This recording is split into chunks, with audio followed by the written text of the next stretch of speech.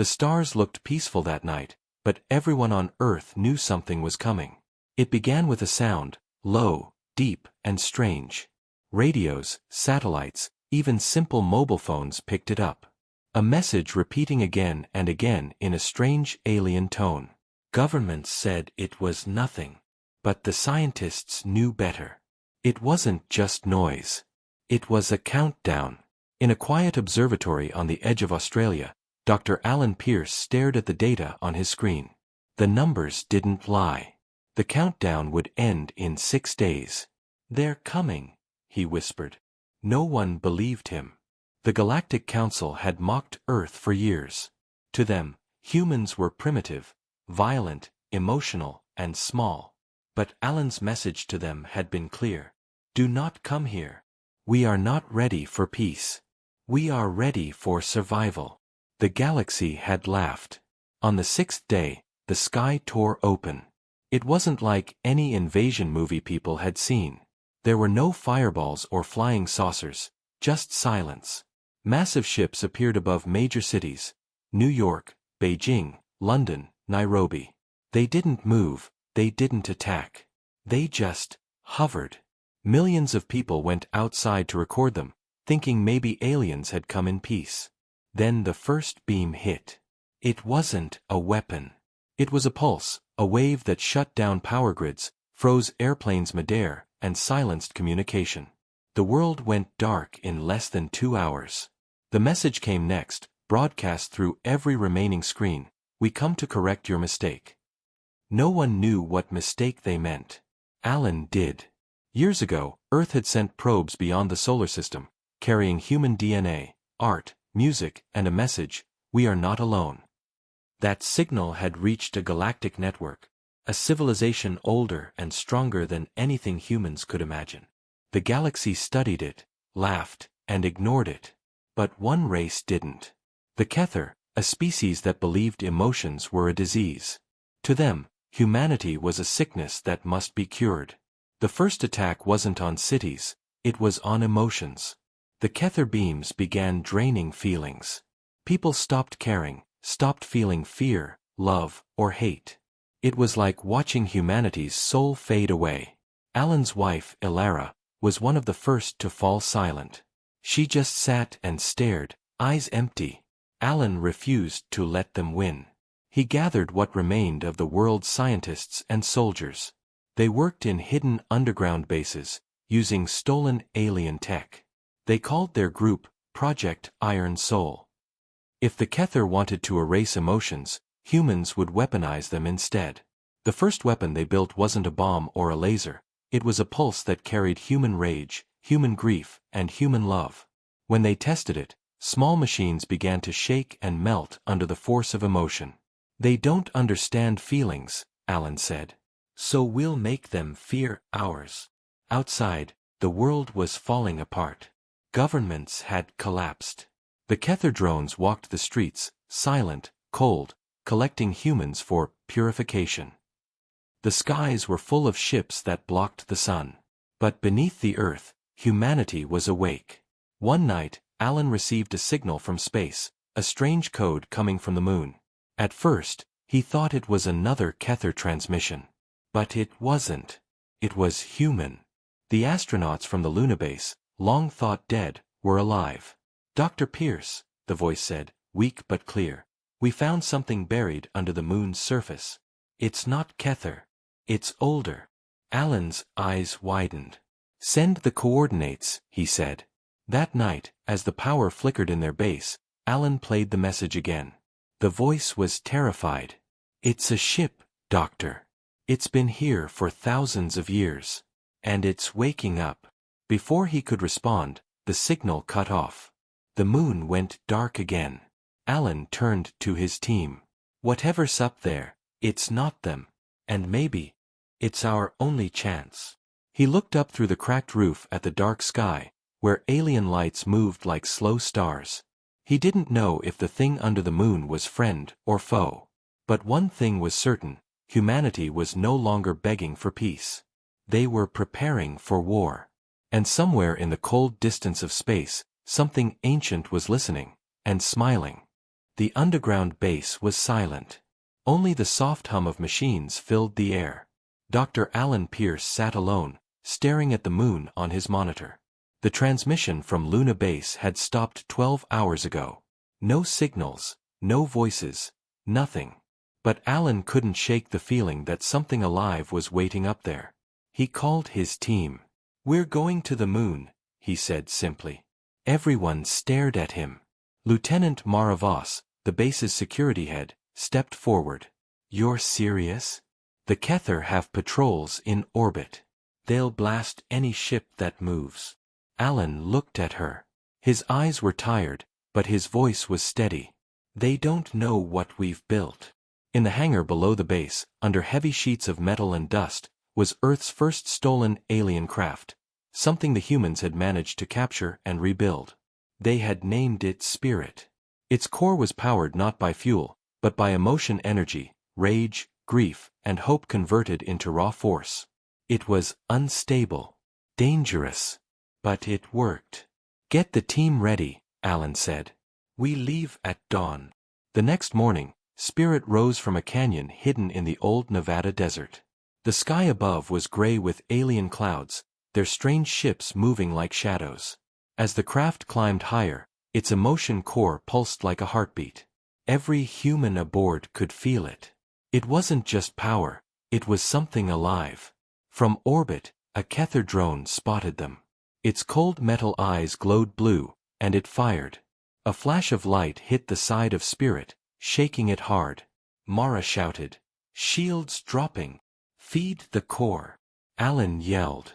The crew focused their minds, anger, fear, love. The ship responded. A wave of red light burst from the hull, melting the drone midair. The crew gasped. Alan only whispered, "That's human strength." Hours later, they reached the moon. The surface was dead and gray, covered in dust. But near the southern crater, they saw it, half-buried, massive, ancient. It wasn't a Kether ship. It was something older, darker. The hull was black like obsidian, with strange golden lines glowing faintly, pulsing like veins. They landed nearby. As Alan and Mara stepped out in their suits, the ground under their feet trembled softly. "It's alive," Mara whispered. Alan nodded. "Or it's waking up." They found an opening, an airlock that looked like it hadn't been opened for centuries. When Alan touched the surface, his suit sensors went wild. Energy readings spiked. The golden lines spread out, tracing symbols neither of them understood. Then, a voice. Not from any speaker, but inside their minds. "You are not of the Kether." Alan froze. "Who are you?" "The question is, who are you?" the voice replied. "The ones who laugh at warnings. The ones who create chaos. The ones who feel." Mara whispered, "It's reading our thoughts." The golden light grew brighter. The airlock opened with a low hum. Inside was a vast chamber full of strange machinery. Columns floating in the air, glowing spheres, and at the center, a black crystal taller than a man. Alan approached carefully. "We came from Earth," he said aloud. "The Kether invaded. They're trying to erase what makes us human." The crystal pulsed once. "We know the Kether. They destroyed their own hearts long ago. You still have yours." Alan stepped closer. "Can you help us?" The crystal was silent for a long time. Then, "We can awaken the weapon. But the price will be heavy." Mara frowned. "Weapon? What kind of weapon?" "A mirror of the soul. It feeds on emotion. Too much, and it consumes the ones who use it." Alan hesitated. He had already seen what human emotions could do. They powered spirit, they melted alien metal, they gave people reason to fight. But could it destroy them too? Before he could answer, alarms rang through their suits. Kether ships had entered lunar orbit. Mara cursed. "They found us." Alan turned to the crystal. "If you can help, do it now." The black crystal split open, and a wave of golden light exploded outward, shaking the entire moon. The Kether ships above stopped mid-flight, as if frozen. Then one by one, they shattered, quietly, beautifully, like glass under pressure. Alan and Mara shielded their eyes. When the light faded, the crystal's glow was dim. "The weapon is yours," the voice said weakly. "But it will burn brighter only when your hearts burn too." Then the light went out completely. Back on Earth, people saw it, the moon glowing gold for a few seconds in the night sky. Rumors spread across the darkened world. Something woke up on the moon. The tide has turned. When Spirit returned to Earth, Alan stood at the window, looking down at the planet below. The cities were still in ruins. The Kether drones still walked among the ashes. But for the first time, humanity had a weapon that the galaxy didn't understand. A weapon made of feeling itself. Alan spoke softly, almost to himself. "They laughed at us. Now they'll hear us." Mara turned to him. "What now?" He looked at her, eyes glowing faintly gold. "Now, we fight back." The moon was quiet again, but Earth was not. From the deserts to the frozen poles, humans whispered of what they saw, the moon glowing gold, the alien ships above it breaking apart without a sound. For the first time since the invasion, the world felt something powerful, hope. In the hidden base, deep beneath the ruined city of Geneva, Dr. Alan Pierce stood before his team. Around him, the air hummed with new energy, the energy of the awakened lunar crystal. It had changed everything. The old machines, once dead, now thrummed with life. Computers powered up without cables. Weapons glowed faintly gold, like they were breathing. "This is it," Alan said. "The first strike. We're not hiding anymore." Lieutenant Mara Voss crossed her arms. "You think we can win with this moon magic?" Alan smiled slightly. "Not magic. Emotion. The thing they fear most." Outside, the world had changed too. The Kether no longer treated humans as weak. They had begun hunting. Drones filled the skies, scanning for rebel signals. Whole cities were under their control.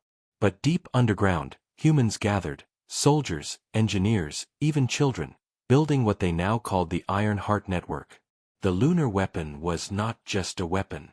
It was alive, connected to every human emotion on Earth. The stronger their will, the brighter it burned. Alan realized that if humanity fought together, their shared emotion could turn into unstoppable power. For the first strike, the target was simple, a Kether harvesting ship over the ruins of Paris. The ship collected human energy, draining emotion from those captured below. Thousands of people were inside, fading slowly into empty shells. "We hit them at dawn," Alan said. Mara and her small strike team prepared Spirit for battle. The ship pulsed gold now instead of red. Its core had fused with the lunar energy, stronger and faster than before. But there was a risk. If the emotion inside the ship grew too intense, it could burn itself out, or worse, consume the crew. "Ready?" Mara asked. Alan nodded. "Let's show them what humanity feels." Spirit launched silently into the night sky. Clouds tore apart as it rose higher and higher. The Kether ships above sensed the surge of energy and turned toward them, cold and merciless. "Drones incoming!" Mara shouted. "Let them come," Alan said. He closed his eyes, remembering Elara, his wife, her empty eyes when the Kether stole her emotions. His hands tightened on the console. Rage filled his chest, but not just rage. Sorrow, love, loss. The ship responded instantly. A golden shockwave exploded outward. Every drone in range melted like wax. The sky flashed gold for miles. "Target in sight," Mara said. The massive Kether ship loomed over the horizon, black and silent, its long arms stretched toward the ground like claws. They could see the human prisoners below, motionless in cages of light. Alan gritted his teeth. No more cages. They fired. The first emotion pulse hit the alien hull and spread like fire.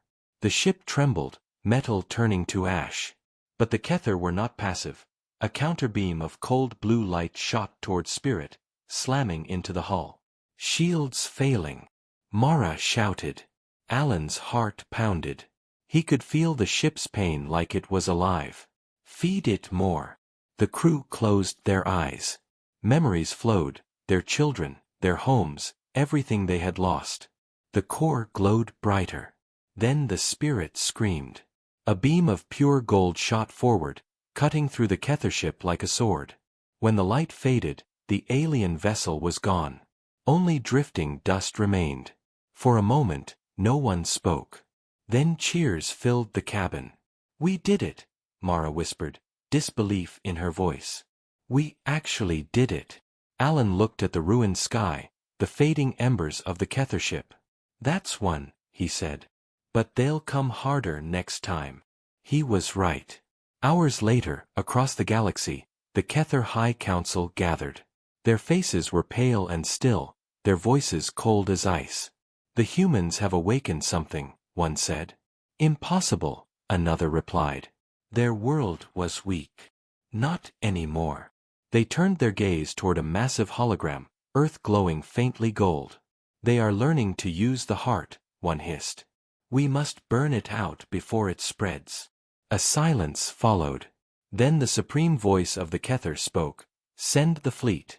Every world must know what happens when emotion disobeys logic." Back on Earth, Alan felt the shift in the air, as if the planet itself was holding its breath. He knew the Kether would not stop.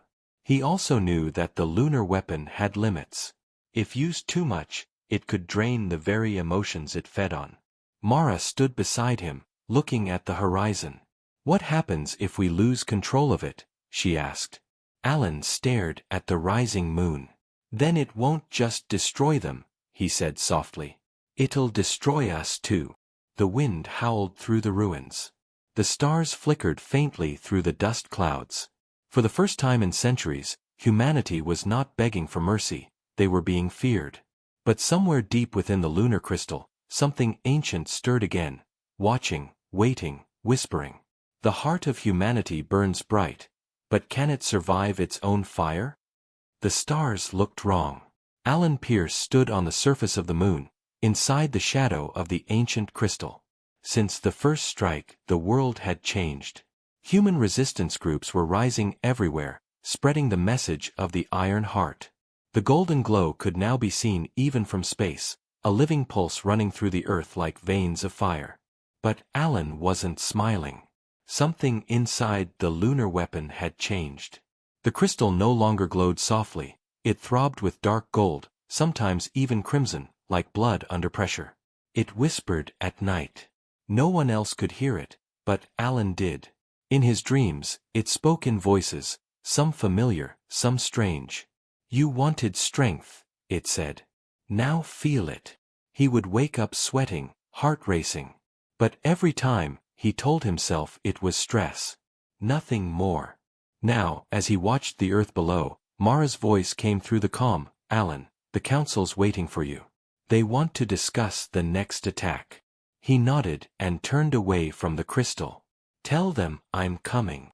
In the underground base, holograms of resistance leaders filled the room, men and women from every surviving corner of the world. Their faces were tired but fierce. A man from the Asian front spoke first. "The Kether are moving. Whole fleets are entering orbit. We estimate less than 48 hours before full-scale invasion." Another added, "They're calling it the cleansing. Every city they touch, they erase emotion completely.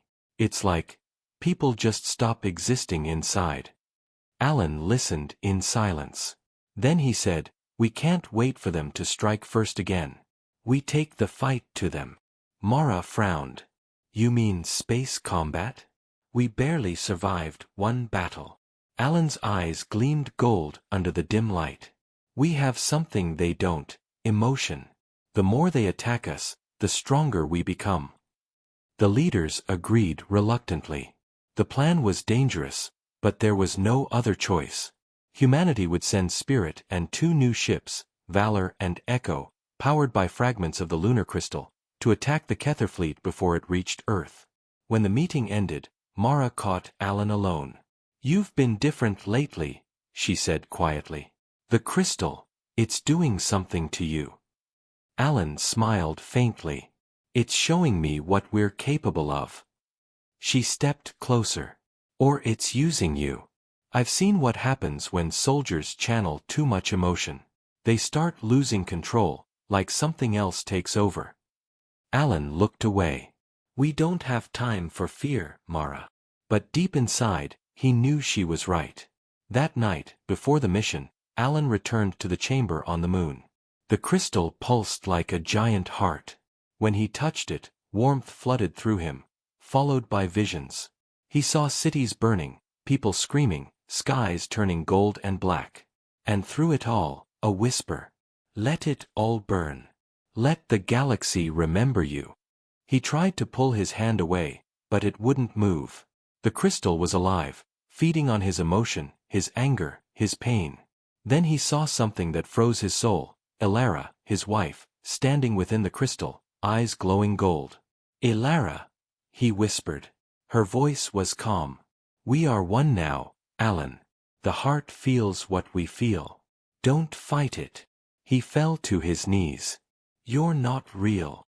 But she smiled sadly. Then why do you feel me? The light flashed, and Alan collapsed. When he woke, hours had passed.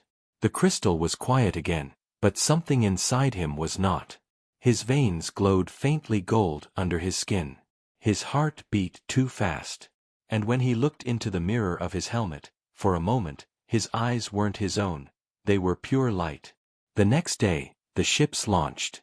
Spirit, Valor, and Echo rose from Earth's surface like streaks of fire. Millions of humans watched from the ruins below, cheering. For them, it was hope.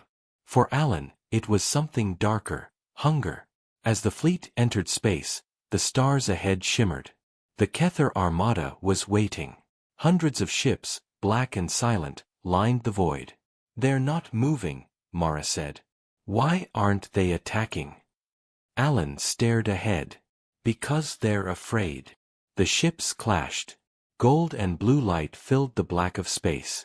The emotion weapons fired again and again, each beam stronger than before.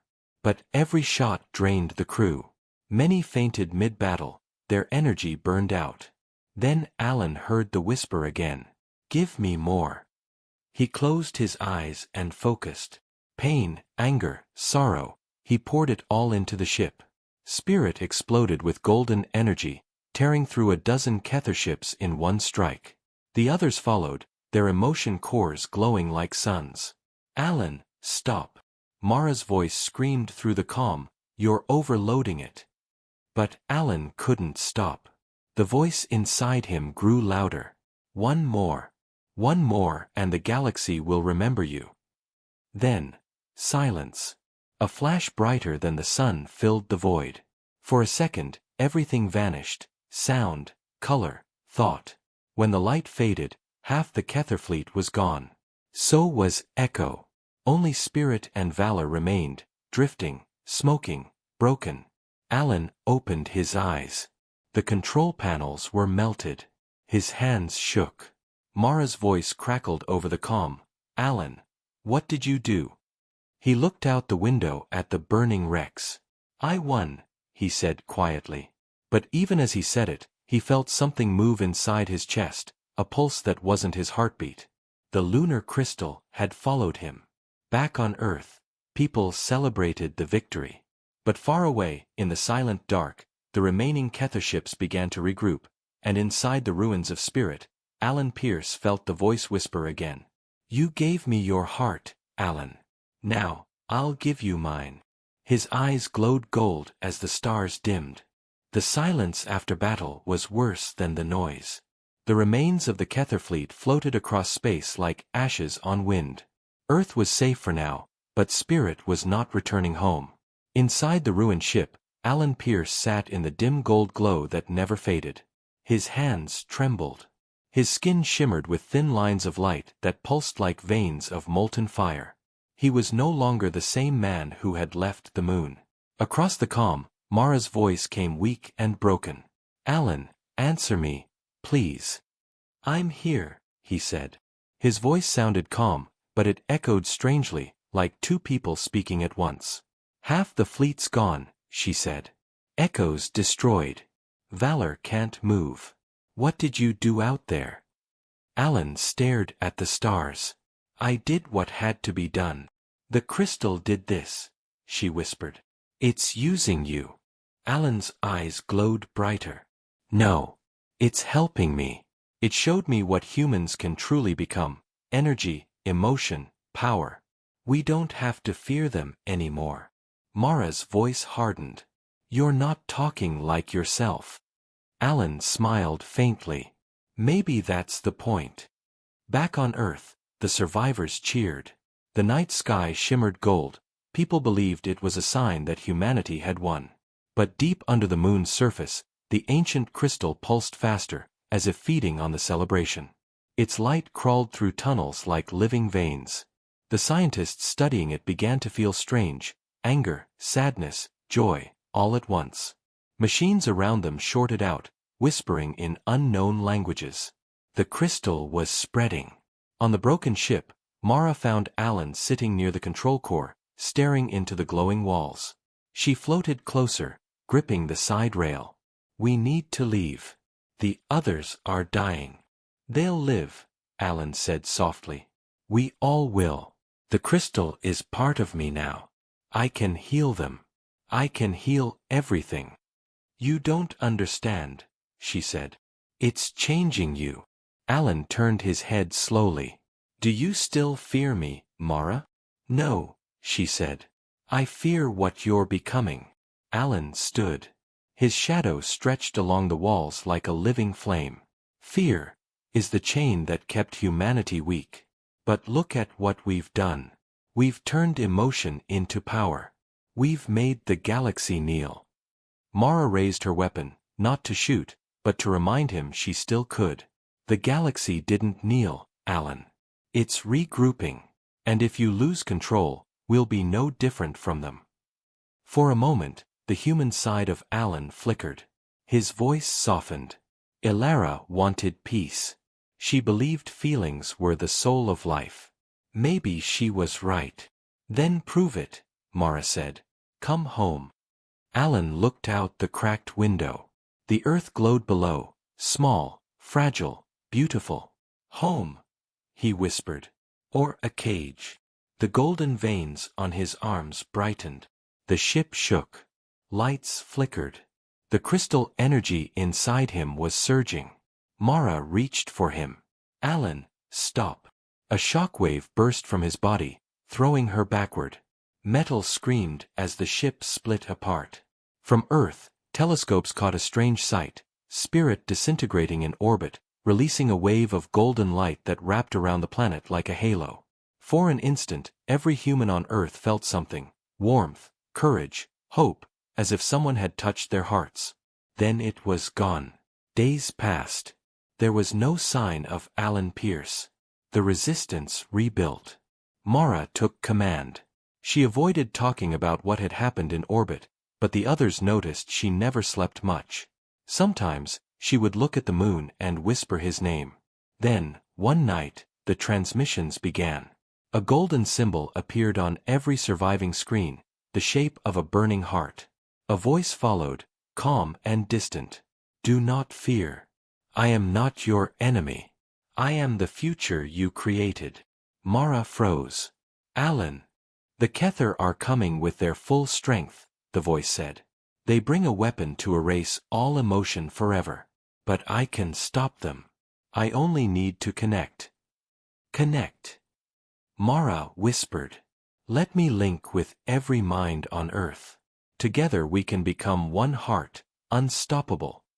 Mara's second-in-command stared at her. If we let him in, he could control everyone. If we don't, she said quietly, the Kether will erase us. The world was divided. Some wanted to trust Alan, the man who saved them. Others feared he was no longer human. Meanwhile, in the cold dark between Earth and Mars, the Kether fleet appeared, a wall of black ships stretching for miles. At their center was something colossal, a sphere of frozen light, the emotion nullifier. Wherever it touched, life turned still and gray. On the moon, the crystal pulsed faster, reacting to the enemy's approach. Mara stood inside the chamber, staring at it. The voice came again, echoing through her mind. You can't stop them without me. She clenched her fists. If I let you connect, will there be anything left of us?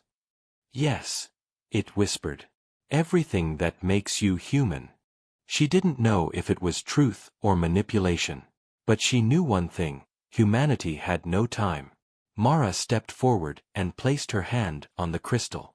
Golden light erupted across the moon, brighter than the sun. Every screen on Earth lit up with the same burning heart. People gasped as warmth filled their chests, memories flooding their minds, love, loss, rage, hope, all at once. Above the planet, the Kether armada slowed. From the center of the golden light, a figure appeared, half man, half energy. His voice rolled across space. You laughed at Earth's warning. Now feel its heart.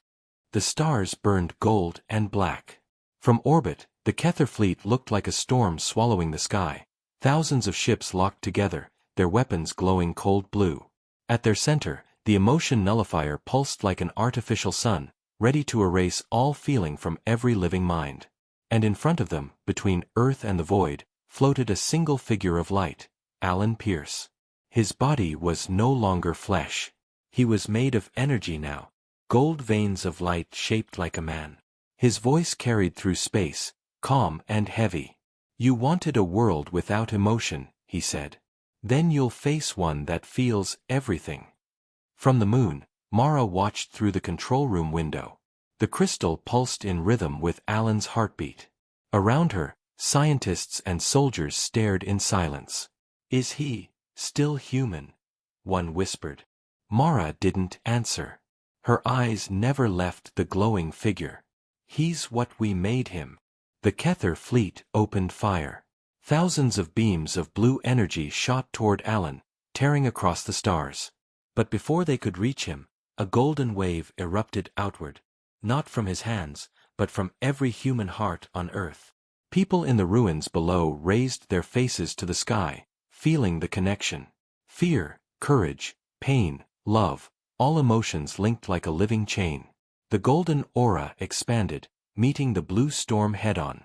Where they touched, reality bent. Inside the largest Kether warship, the supreme voice stood before the nullifier. Its voice was cold as glass. He has become the heart itself. End him. The alien commanders hesitated. He's linked to all of them, one said. If we destroy him, then they die with him, the supreme voice replied. Alan felt it, the cold surge of the nullifier powering up. His light flickered as the weapon's field reached him. He could feel emotions fading, slipping like sand through his fingers. He heard voices in his mind, millions of them. Mothers calling for their children. Soldiers whispering prayers. People holding each other, even as the cold blue light began to fall. He closed his eyes. I won't let you take them. The lunar crystal responded, flaring brighter than ever. On the moon, alarms screamed as power readings climbed beyond safety. Alan, stop. Mara shouted into the comm. You'll burn yourself out. His voice echoed through every speaker, every frequency. If that's the price for humanity's heart, I'll pay it. The final battle began. The Kether unleashed the nullifier, a storm of blue waves rolling toward Earth. But Alan pushed back, channeling every emotion from every human. Joy, sorrow, anger, hope. The gold met the blue in a thunderclap that shook planets. Ships shattered. Moons cracked. Space itself seemed to scream. Mara watched, tears running down her face. He's becoming the pulse, she whispered. The chief engineer turned to her. The lunar core can't hold much longer. If it breaks, it could consume Earth too. Mara looked at the glowing crystal, then at the screen showing Alan's fading form. She took a breath. If he can't control it, maybe I can.